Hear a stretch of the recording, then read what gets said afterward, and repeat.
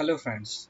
आज हम सीखेंगे कि किस तरीके से हम एक्सआरडी जो डाटा होता है उससे हम क्रिस्टलाइन साइज पता कर सकते हैं बाय ओरिजिन, और किस तरीके से हम इसको पता कर सकते हैं। तो क्रिस्टलाइन साइज पता करने के लिए एक इक्वेशन है जो कि डिवाइस एरर इक्वेशन कहलाती है, जो है डी बराबर के lambda upon beta cos theta, where D is a crystalline size जो कि हमें चाहिए होता है, जो हमें पता करना है। एंड के is an dimension less shape factor कहते हैं, जिसकी वैल्यू ज़्यादातर नियरली इक्वल टू एक के करीब होती है, but exact value is 0.94। And lambda lambda source जो वेवलेंथ है जिससे हमने एक्सरे आया है उसकी वेवलेंथ होती है। तो हमें नैनोमीटर में साइज पता करना है, तो उसकी वेवलेंथ नैनोमीटर के अंदर जो हमारे केस में है वो 0.15406 नैनोमीटर होती है। और जो बीटा है जो कि इंटेंसिटी है होती है, क्या कहते हैं, boarding of half the maximum intensity, which is full wave half maximum के नाम से भी जाना जाता है, FWHM भी कहते हैं इसको, जो कि रेडियन के अंदर होना जरूरी है। थीटा जो कि ब्रैग एंगल है वो भी रेडियन में होना जरूरी है। तो आइए हम पता करते हैं कि किस तरीके से हम इस इक्वेशन द्वारा जो क्रिस्टलाइन साइज है वो पता कर सकते हैं। तो उसके लिए हमारे पास XRD डाटा होता है। तो फर्स्टली हम अपने XRD डाटा को ओरिजिन के अंदर खोलेंगे। तो किस तरीके से खोल सकते हैं वो हम पता देखते हैं। तो आइए, तो ये ओपन किया मैंने। मेरे पास जैसे XRD डाटा पहले से पड़ा हुआ है। तो आपको XRD डाटा ज़्यादातर .dat यानी कि डाटा फाइल या टेक्स्ट फाइल में आपको मिलेगा। तो मेरे पास जो अवेलेबल है वो टेक्स्ट फाइल में है, तो उसको मैं खोल लेता हूँ। तो इस तरीके से खुल के आपका आ जाएगा। तो ये आपको दी हुई है कि ए एक्स पे आपका एंगल है 2 थीटा एंड ये आपकी इंटेंसिटी है। तो किस तरीके से एंगल और इंटेंसिटी है, तो इसके लिए फिर हम इसका लाइन प्लॉट करते हैं इस पर। इस तरीके से हम इसको यूज़ कर सकते हैं। ये मैंने इसका लाइन प्लॉट किया, तो ये आता होगा और टाइम हो रहा है।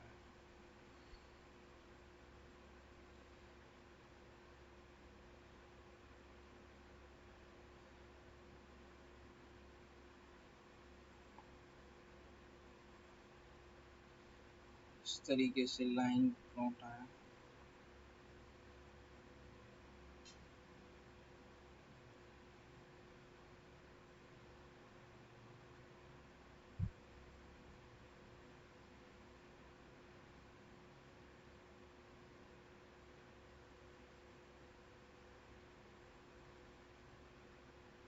ये हमारा डाटा बन के तैयार हो गया।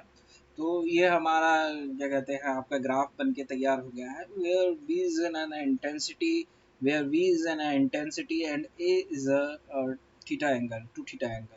तो अब इसके बारे में हम निकालते हैं किस तरीके से हम इसको कर सकते हैं। तो इसको पहले इसमें डिस्टॉर्शन दिखाई दे रहा है, तो इसको मैं थोड़ा सा स्मूथ कर लेता हूँ। आप चाहें तो स्मूथ कर सकते हैं।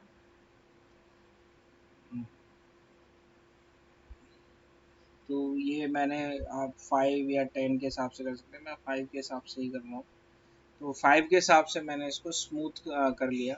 तो इसका जो डाटा है वो अलग से एक उसके अंदर आ जाएगा, और इसको मैं स्मूथ, ये जो डाटा आया ये स्मूथ होने के बाद आया। तो इसको मैं स्मूथ इन और इसके बीच में ग्राफ प्लॉट कर देता हूँ। तो ये मेरा स्मूथ वाला बन के आ गया। इसके बाद मैं इसको, इसका क्या कहते हैं, जो जो इंटेंसिटी जो मुझे दिखाई दे रही है, जहाँ मुझे पीक दिखाई दे रहा है, उन पोर्शन को थोड़ा सा बड़ा कर लूँ जिससे कि मुझे पीक लेने में आसानी हो। तो फिर इसके अंदर मैं एनालिसिस पार्ट के अंदर आऊँगा। यहाँ पीक बेस लाइन से मल्टीपल पीक के बाद ओपन डायलॉग्स ओपन करूँगा। यहाँ इसके बाद जो पीक फंक्शन है मैं गॉस लूँगा, गॉसियस फंक्शन से ही पता करते हैं। और इसके बाद इसको, सॉरी थोड़ा गलत हो गया, मुझे यहाँ पीक सेलेक्ट करनी थी, तो इसको मैं पीक सेलेक्ट करना भूल गया। तो पीक सेलेक्ट कर लेते हैं, फिर से करेंगे इसको। लॉस करने के बाद मैं यहाँ पे ये पीक सेलेक्ट कर लेता हूँ जिनका मुझे FWHM पता करना है। ये आपको 2 थीटा एंगल भी एग्जैक्टली इसी के द्वारा आपको पता पड़ जाएगा, आपको कहीं जाने की जरूरत नहीं होगी।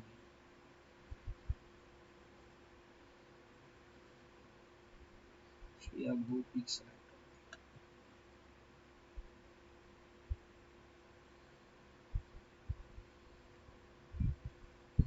फिर से दोबारा से कर लेते हैं। वहाँ 2 पीक सेलेक्ट हो गई थी तो इससे हमारा डाटा बिगड़ जाता। तो 2 पिक सेलेक्ट हो गई थी, उसको दोबारा से हम कर लेते हैं। ये थोड़ा सा प्रैक्टिस से आपको आ जाएगा। क्या है कि ये है, अब बीच में लेना थोड़ा ज़रूरी होता है जिससे आपको एग्जैक्ट 2 थीटा एंगल पता चल सके। फिर इसके बाद ओपन फिट करना है और यहाँ आपको इसको करने के बाद ओके हो गया, आपका डन करना है। तो आपके पास एक डायलॉग बॉक्स ओपन होगा जिसके अंदर आपकी सारी वैल्यूज़ होंगी। तो ये डिफरेंट स्टैटिक्स हैं, इसके दिया हुआ है कि क्या है इसकी वैल्यू। तो हमें जो काम है वो ये हमारा है, इसके अंदर हमें जो वैल्यू दे रखी है, जो हमारा वैल्यू है जिस क्या कहते हैं 2 थीटा की, वो ये है XC और FWHM, हमें इन दोनों से काम है।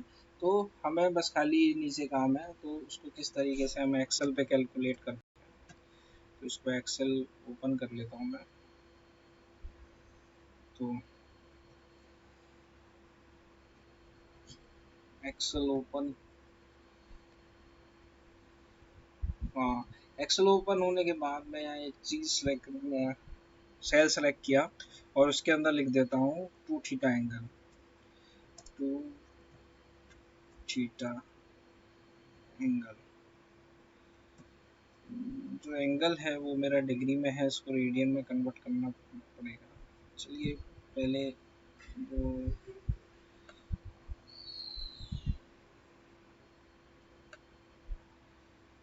इसको सेलेक्ट कर लेता हूँ। इसके बाद अगला बनाता हूँ FWHM का।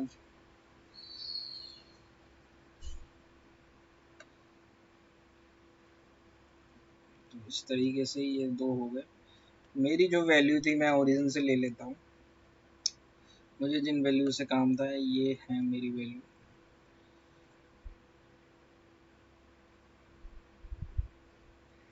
तो मैं ले लेता हूँ और इसी तरीके से FWHM की भी वैल्यू ले लेता हूँ।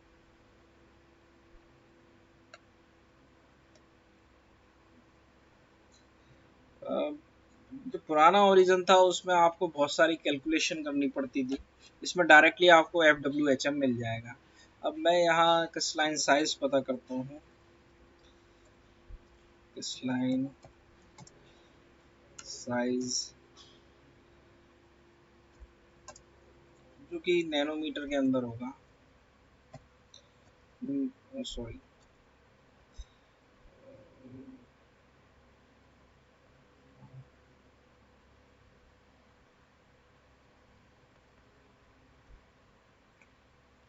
जो नैनोमीटर में है इसको मैं कर लेता हूँ, थोड़ा बड़ा कर देता हूँ इसके लिए थोड़ा सा बड़ा। तो जो क्रिस्टलाइन साइज आएगा वो नैनोमीटर में आएगा। ये मेरी डिफरेंस पीक थी और यहाँ मुझे पता करना है। तो जिस तरीके से मेरा फॉर्मूला था मैं सीधा यहाँ फॉर्मूला अप्लाई करता हूँ। तो जो फॉर्मूला था वो था मेरा के lambda is upon beta cos theta. तो जो मेरे पास के था, के की वैल्यू जैसे मैंने बताया आपको, देख लीजिए एक बार और, के की वैल्यू जो थी वो 0.94 होती है। तो मैं यहाँ 0.94 इंटू लैम्डा की वैल्यू जो थी इस केस के अंदर 0 पॉइंट, जो वेवलेंथ ऑफ एक्स रेज है जो आपके सोर्स से निकलती है वो है 0.154, 0.154, 0.15406। तो ये मैंने पूरी वैल्यू ले ली और इनको ब्रैकेट्स में कर देता हूँ। एक्चुअली ये जो बोर्ड मास का नियम लागू होगा और हमारी वैल्यूज़ गलत आएंगी। इसको ब्रैकेट्स में कर दिया, फिर इसके बाद डिवाइड, और फिर बीटा। बीटा जो था, जो हमारे पास यहाँ अवेलेबल है, वो रेडियन की नहीं, क्या कहते हैं, डिग्री में है। इसको रेडियन में कन्वर्ट करना पड़ेगा। तो ये जो हमारे पास है इसको लेंगे, तो पहले हमें रेडियन फंक्शन कॉल करना होगा। तो यहाँ मैंने रेडियन फंक्शन कॉल किया, ये हुआ। यहाँ मुझे एंगल देना है, तो मैं ये वाला एंगल दे देता हूँ और ये बंद कर दिया। फिर इसका into cos theta, cos function run करना होगा। कॉस फंक्शन रन किया, तो यहाँ मुझे नंबर जो देना है, वो नंबर जो मेरे पास एंगल है वो 2 थीटा एंगल है, और मुझे थीटा चाहिए, और वो भी मुझे रेडियन के अंदर करना है। तो यहाँ पे फिर से मैं रेडियन फंक्शन रन करूँगा। रेडियन रन किया, और जो एंगल था वो मैंने लिया एंड डिवाइडेड बाय 2, ब्रैकेट बंद करूँगा। एक और ब्रैकेट है इसके अंदर, तो दोनों ब्रैकेट बंद हो गए।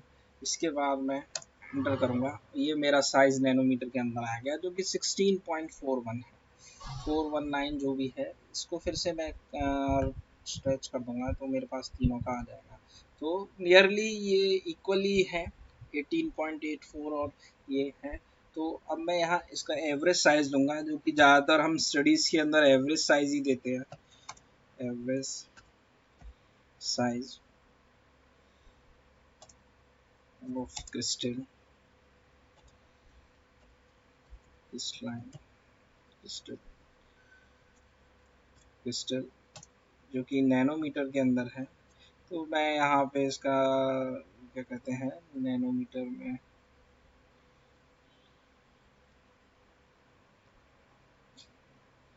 नैनोमीटर, तो यहाँ मैं इसका एवरेज ले लूँगा। एवरेज का फंक्शन आप लोगों को पता ही है, सिंपल होता है, ज़्यादा कुछ नहीं होता। तो मैं यहाँ एवरेज निकालता हूँ इनका।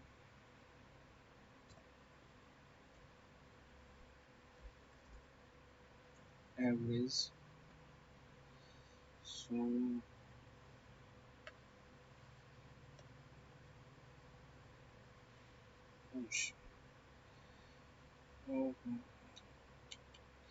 गलत हो गया, दोबारा से इसको ठीक कर देता हूँ। एवरेज,